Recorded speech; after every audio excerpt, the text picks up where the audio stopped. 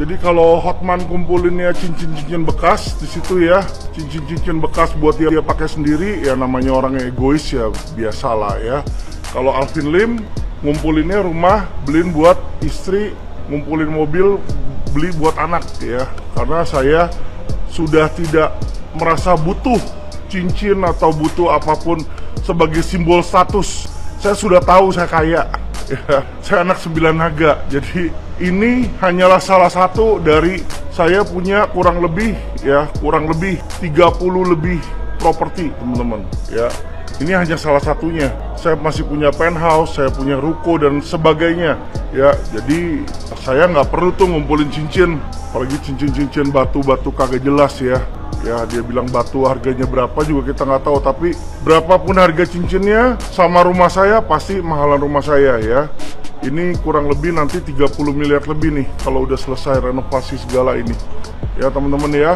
Jadi nanti teman-teman awal tahun depan pada teman-teman dan keluarga-keluarga saya akan saya undang untuk garden party di sini nanti ya, di rumah baru saya yang sudah saya berikan buat Fiorucci. Kalau saya nggak perlu uang dan udah nggak perlu harta ya, karena saya sudah merasa berkecukupan. Biar anak saya dan istri saya aja yang mereka kalau mau jadi kaya, biar mereka jadi kaya.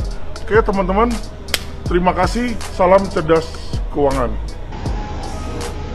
Halo, lucu, ketawa, sedih, bercampur malu. Ada orang di TikTok ngaku-ngaku punya kekayaan seharga 30 miliar, katanya rumahnya 30 miliar, bakal bikin garden party, dipamerin di TikTok. Sedih aku lihatnya. Di Jakarta ini 30 miliar dipamerin. Lu tahu nggak sih, teman-teman saya anak muda bersaingnya bukan 30M, sudah mengarah ke 20T ya. 20T, kok kamu cuma punya rumah 30M kau pamerin, katanya mau garden party, saya tidak perlu harta lagi. Aduh, dengan cara tampil di TikTok memamerkan hartanya, berarti memang kau mau pamer, tapi kecil amat 30T kau 30 miliar, mending 30T, cuma 30 miliar dipamerin, malu-maluin lah. Ya memang Hotman itu benar-benar iri semua orang, musuh-musuh gua iri, terus saja berusaha mencari kelemahan gua. Tapi semakin kau iri, semakin aku sukses ya. Jadi kita ini sekarang bersaing 20T, bukan 30M. Malu dong kau, jangan tampil di TikTok dah hanya untuk rumah saya punya 30M katanya. Aku mau bikin garden party. 30 miliar itu tahu nggak sih, di Kelapa Gading juga ada ratusan rumah 30M. Di Kelapa Gading itu rumah cuma 200 meter juga 30M ya. Kalau di kampung sana 30M memang bisa seluas istana. Itu malu loh. Ini apalagi 9 naga. Ini kasus Agus dari kemarin gak selesai. Yang mau ke Singapura lah, yang banyak yang dukung lah, yang inilah, yang itulah, 9 naga lah. Dan akhirnya gak selesai gitu ya. Si Bang Ical tuh ya, yang ditolong Tenovi itu sudah selesai pengobatannya. Yang ini sampai sekarang muter terus. Ini malah ke 9 naga. 9 naga. Waduh, pusing sungguh. Wah, ya 9 naga. Udah pula pamer-pamer harta kau ya kan. Yang kau singgung pula Bang Hotman. Aku biarpun pernah menyenggol Bang Hotman ya, ini aku jujur aja aku ya. Jadi kayaknya kalau kau rumah 30M itu gak ada apa-apanya lah sama si Hotman. Satu cincinnya aja lah tuh. Iya kan Hotman? Cincin kau aja berapa harganya kan?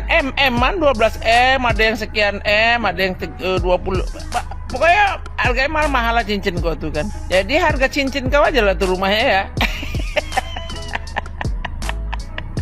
Apa gitu masih paten Hotman juga lah ya.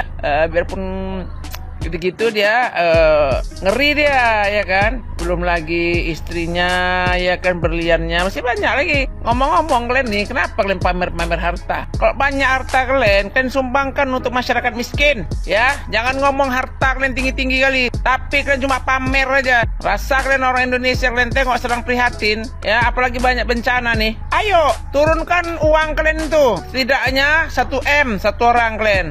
Hotman sama Skau, Alvin. Jangan ngomong harta kalian. Di saat masyarakat sedang kesusahan, muak aku nih kalian ya. Sama aja aku tengok kalian dua. Ya, pamer harta. Tapi untuk nyumbang aku tengok belum pernah pula aku dengar. Ya, untuk apa kalian kok kalian pelit? Itu aja ya. Oke, assalamualaikum.